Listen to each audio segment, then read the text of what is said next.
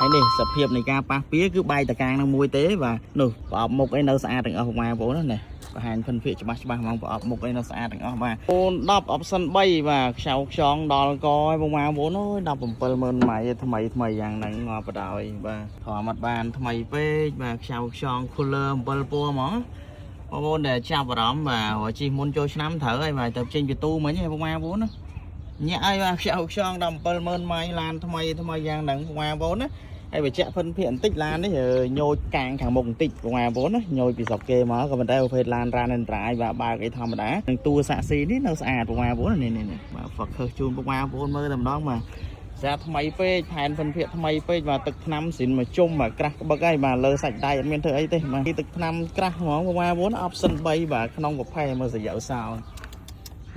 cooler 7 ពណ៌ហ្មងក្លុកក្លៀតថ្មីឡានម៉ៃតិចអញ្ចឹងចកូតអីនៅកឡានឡើយទេបងប្អូនថ្មីបាទខ្ចៅខ្ចងបាទញាក់សាច់ឯបាទក្រោមជើងក្រោមអីគឺថាមួយជុំតែម្ដងបងប្អូនខ្ចីប្រភេទឡានថ្មីបាទនេះរៀបចំអត់យូរទេផែនឡានចេះរៀបចំអត់យូរទេបាទបោកពុកលាងម៉ាស៊ីនគឺដឹងតែខ្ចីនេះកន្លែងនេះញោច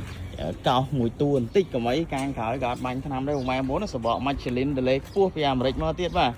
ហើយផែនភិនភាកបញ្ជាក់ច្បាស់បងប្អូនយកទៅមិនបាច់បារម្ភទេបាទមិនបាច់សូនសាញខ្លាចនេះខ្លាចនោះទេយើងយកមកដូរតកាងនឹងមួយ